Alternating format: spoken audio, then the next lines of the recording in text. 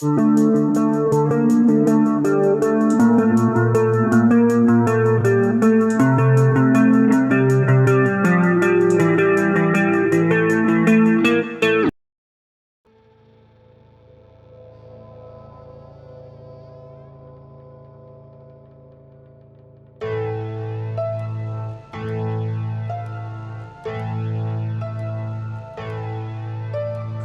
Friends.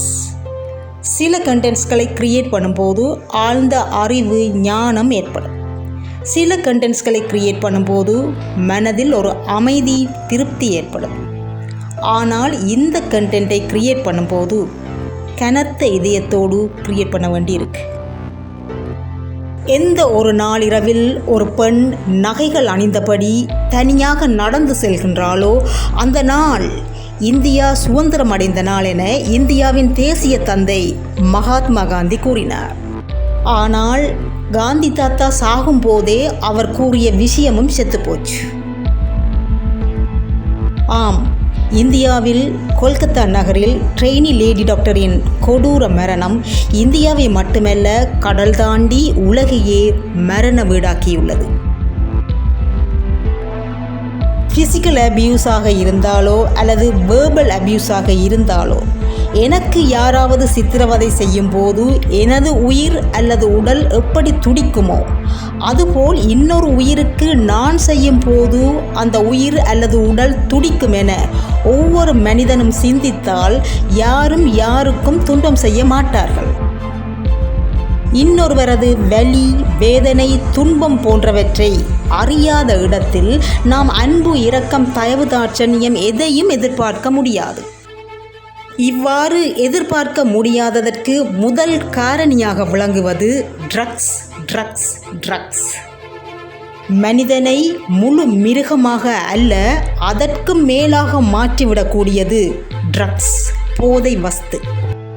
கோடிக்கணக்கான மக்கள் வாழும் ஒரு நாட்டில் வாக்களிக்கும் மக்கள் தொகை ஒரு குறிப்பிட்ட அளவில் இருக்கும். அவ்வளவு பேரும் போய் தங்களுக்கு சார்பாக ஜனநாயக ஆட்சி செய்து கொண்டிருக்க முடியுமா? முடியாது.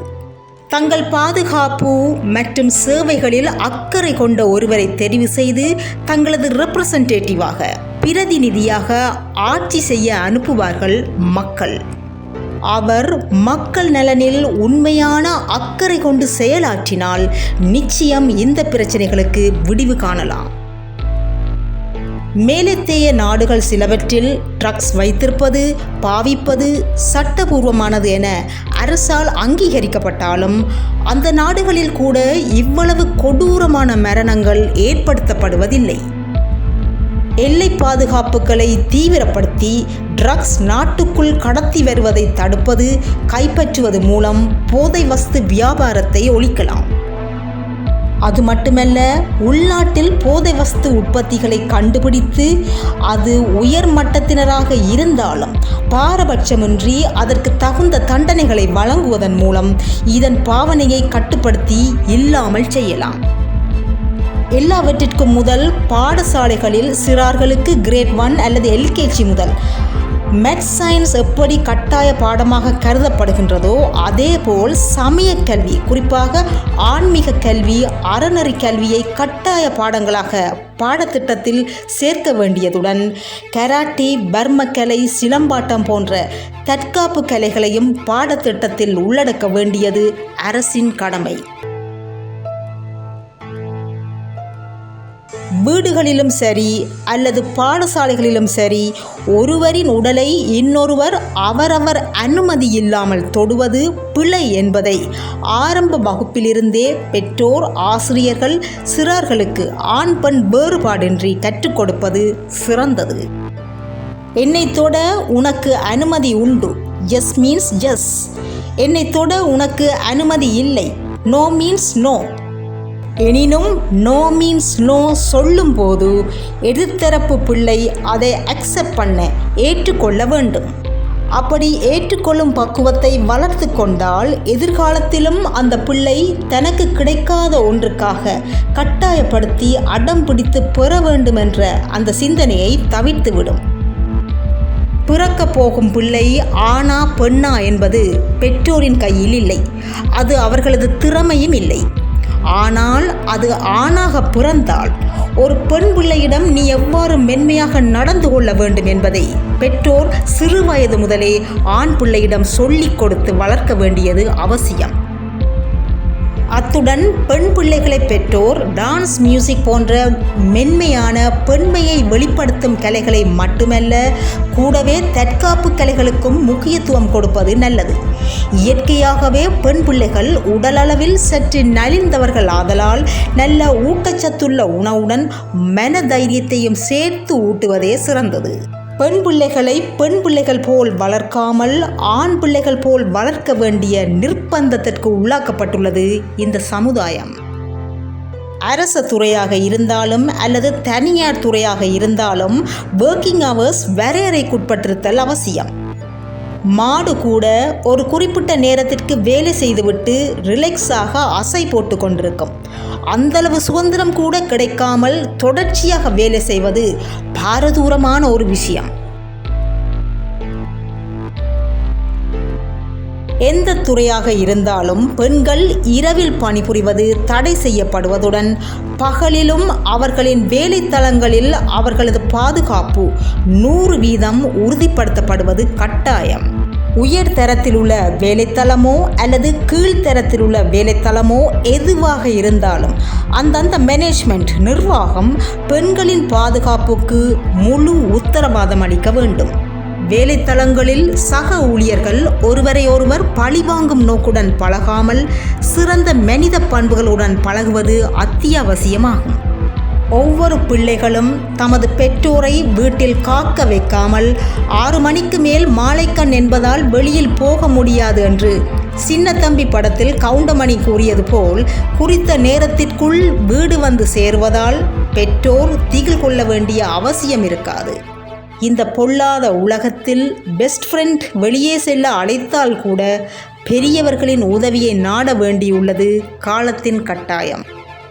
மழை வந்தபின் குடை பிடிப்பதை விட மழை வருவதற்கு முன் குடை பிடிப்பது புத்திசாலித்தனம். 1 முறையல்ல, 2 முறையல்ல, 3 முறையல்ல, ஒவ்வொரு முறையும் தொடர்ச்சியாக பாலியல் வல்லுறவு சம்பவங்கள் இடம்பெற்று கொண்டிருப்பதால் இந்த நோய் சரியாக டயக்னோசிஸ் பண்ணப்படவில்லை. சரியாக டயக்னோசிஸ் இன்னும் பண்ணப்படாததால் பொருத்தமான ட்ரீட்மெண்ட் இதற்கு இன்னும் கொடுபடவில்லை என்றுதான் அர்த்தம். இவ்வாறான வழக்குகளுக்கு நீடித்த காலங்களை இழுத்தடிக்காமல் சூட்டோடு சூடு குற்றவாளி அல்லது குற்றவாளிகளுக்கு தகுந்த தண்டனைகளை வெளிப்படையாக மக்கள் பார்க்கும்படி நிறைவேற்ற வேண்டியது அரசின் கடமை. குறித்த அந்த பெண் என்ன வலியை அனுபவித்தாரோ அதே மாதிரியான வலியை ஏற்படுத்தும் விதமாக தண்டனைகள் அமைய வேண்டும். வலி என்றால் என்ன, வேதனை என்றால் என்ன என்பதை குற்றவாளி தான் சாகும் போதாவது உணர வேண்டும். மேலைத்தேய நாடுகளை விட அரசியலில் பெண்களுக்கு கீழைத்தேய நாடுகளில், குறிப்பாக தெற்காசிய நாடுகளில் அதிக முக்கியத்துவம் கொடுக்கப்பட்டுள்ளது. இலங்கையில் மட்டுமல்ல, உலகிலேயே முதல் பெண் பிரதமராக திகழ்பவர் ஸ்ரீமாவோ பண்டாரநாயக்க. பிற்காலத்தில் அவரது புதல்வி சந்திரிகா பண்டாரநாயக்க குமாரதுங்க இலங்கையின் ஜனாதிபதியாக திகழ்ந்தார்.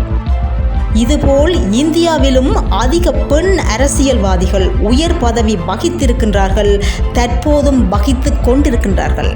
அந்த வகையில் ஒரு பெண்ணையே நாட்டின் முதற் பெண்மணியாக, ஜனாதிபதியாக உயர்ந்த ஸ்தானத்தில் அமர்த்தியிருக்கும் வெள்ளையர்களையே கதி கலங்க வைத்த ராணி துர்காவதி, வேலு நாச்சியார் போன்ற வீர பெண்மணிகள் பிறந்து வளர்ந்த, பல்வேறு மகான்கள் உதித்த, பல்வேறு ஒழுக்க சீலங்களின் தாயகமான இந்தியாவில் இவ்வாறான கொடூரமான கொலை நடந்திருப்பது மிகவும் வேதனைப்பட வேண்டிய விஷயம். விசாரணைகள் துரிதப்படுத்தப்பட்டு தகுந்த தண்டனைகள் குற்றவாளி அல்லது குற்றவாளிகளுக்கு வழங்கப்பட்டு எதிர்காலத்திலும் இவ்வாறான சம்பவங்கள் நிகழாத வண்ணம் பாதுகாப்பான சுவீட்சமான ஒரு நாடாக இந்தியா மிளிர வேண்டும் என்பது அனைவரதும் எதிர்பார்ப்பு. பெண்கள் மேல் விரல்கள் வைத்தால் வெட்ட வேண்டியது விரல்களை அல்ல, dash dash dash, fill in the blank. நீங்களே ஃபில்அப் பண்ணிக்கொள்ளுங்க. மீண்டும் இன்னும் ஒரு பதிவில் சந்திக்கலாம். நன்றி, வணக்கம்.